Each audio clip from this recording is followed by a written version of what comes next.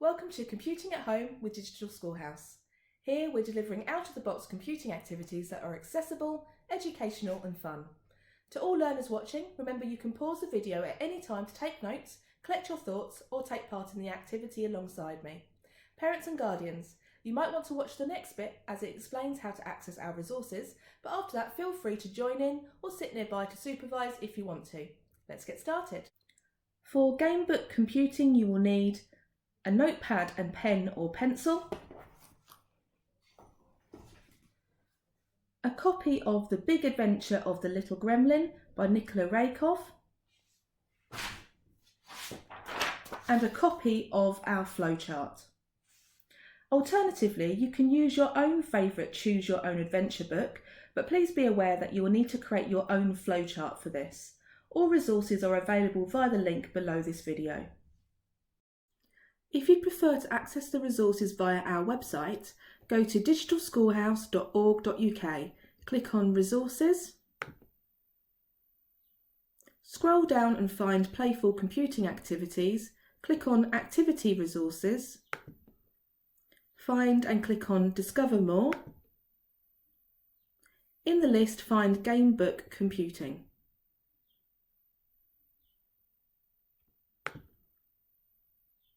There are a few options in here. If you're working with younger children, we recommend that you use Gametail, which is the one that we'll be using in this activity. You'll need to download and print off Gametail, the PDF copy, and also the flowchart for Gametail. Alternatively, click on the magnifying glass, type in Gamebook, click on Search, and the link you're looking for is the first one in the search results.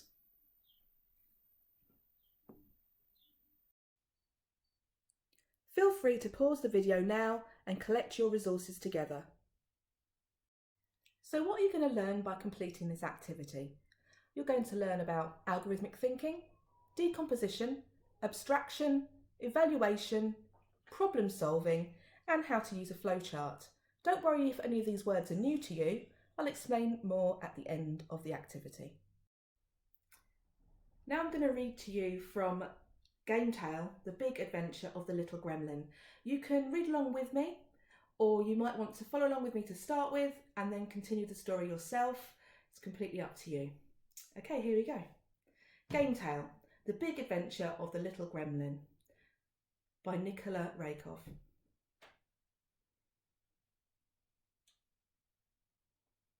Chapter 1. Where the Little Gremlin Lives.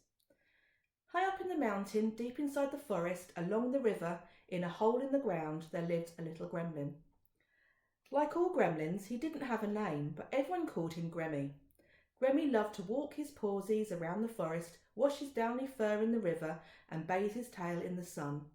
But most of all, he loved to munch. He munched blueberries, strawberries, and mushrooms, but he really loved to munch blackberries and smear them all over his nuzzle muzzle. But one day he learned that those blackberries might not last. To the meadow by the hole came the granny dragon, a kindergarten teacher, and announced that there would be no more food.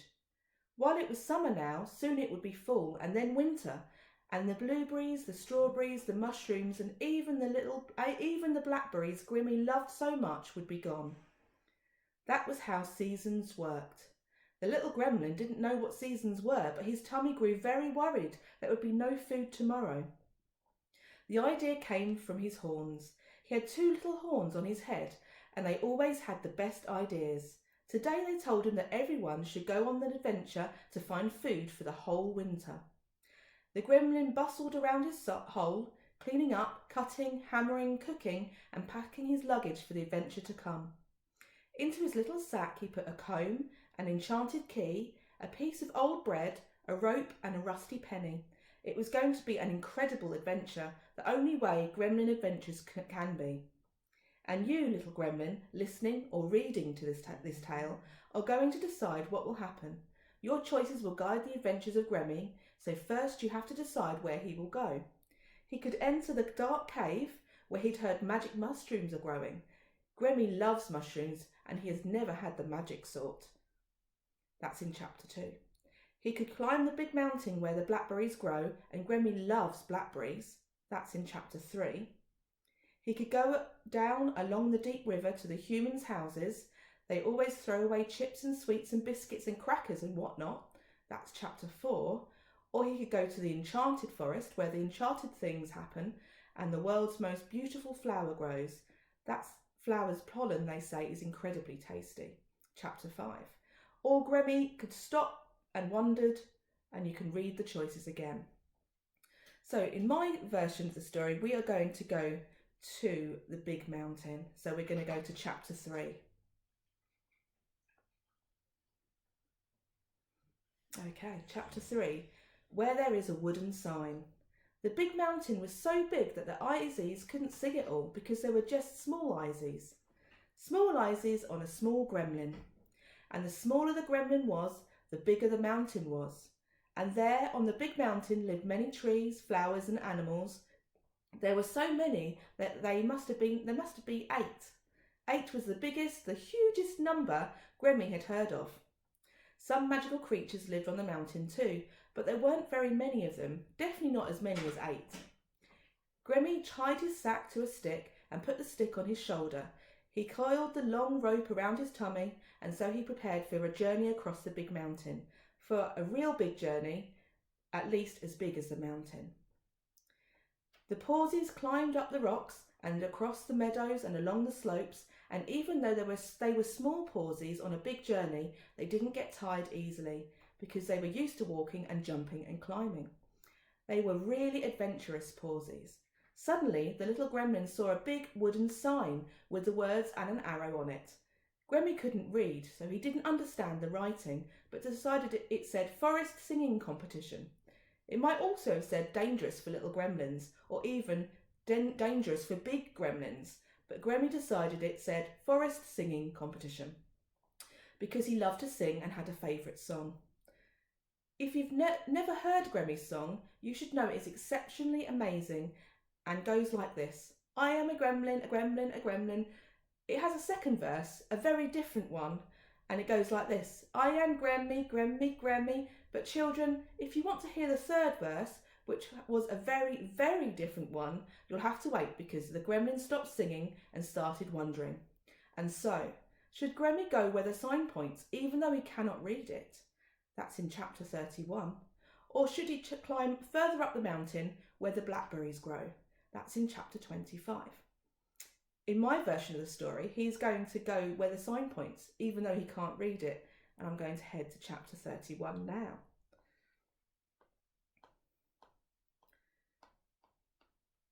Okay.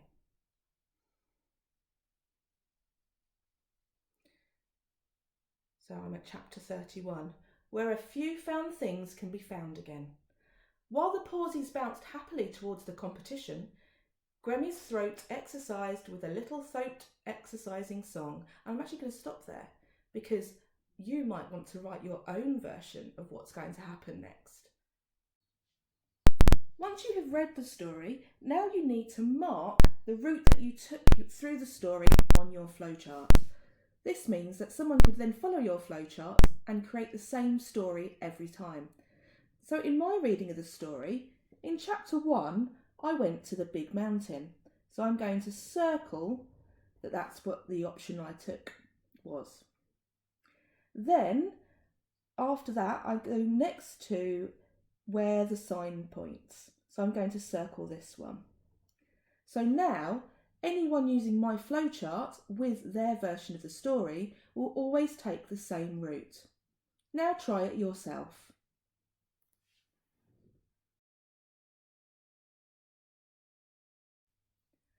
Now that you have identified the route that you're taking through your story so that everyone always takes the same route using a flowchart, we're now going to write our own ending to the story.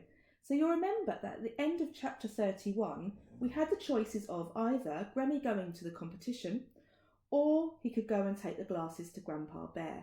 So we're going to write our own endings for these two pathways. So the first one was taking Gremmy to the competition. So this was chapter 29. So I'm going to write my own little version of chapter 29. So Gremmy decided to go to the competition.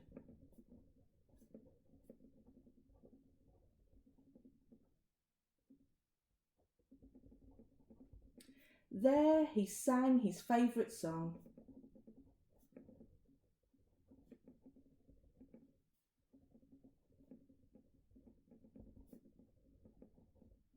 And everyone loved it.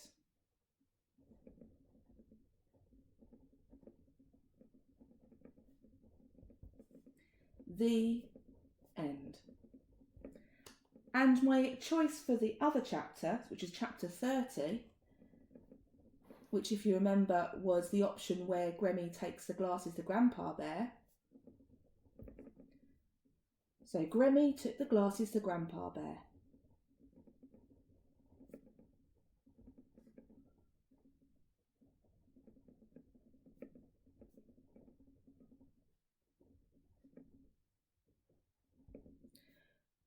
Once he got there, he realises that the glasses were actually broken.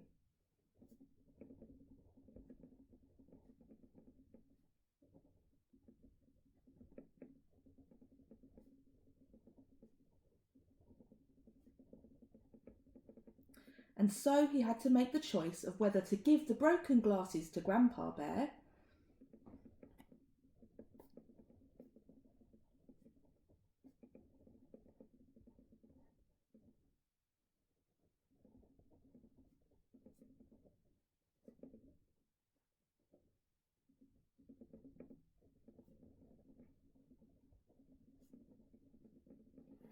or whether to take them to be mended.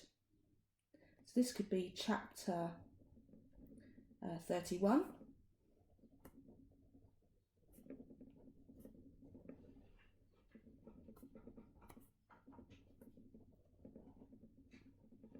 And this could be chapter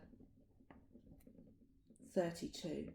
So you can see there, I can start to add more pathways to my story by writing these two options.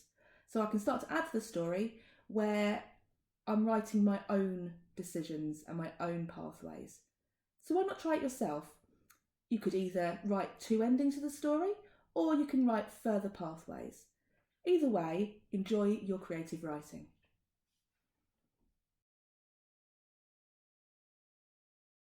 So let's look at what you've learnt by completing this activity. A great deal of logical reasoning is required to not just construct a gamebook story, but also follow one through. The fact that the gamebook can be easily represented with a flowchart, which can then be modified and further developed, brings in algorithmic thinking. The flowchart can also demonstrate how the overall story is broken down into smaller sections, which are then dealt with separately. This demonstrates decomposition, while the overall story itself may be an abstraction of a real-life scenario. That means that the unnecessary parts are taken out. Evaluation techniques will come into play as you review and refine your story. The activity also helps to develop computational thinking and problem solving, which are part of the purpose and aims behind the curriculum. If you've enjoyed this activity, here are some ideas of how you could take it further. Why not write your own gamebook, come up with your own storyline and different pathways through your story? Why not create illustrations for your gamebook? If you enjoy painting or drawing, you could illustrate what your book looks like. You could also program a version in Scratch, or you could create a version in PowerPoint and use hyperlinks to make a different pathway through your story. Thank you for taking part.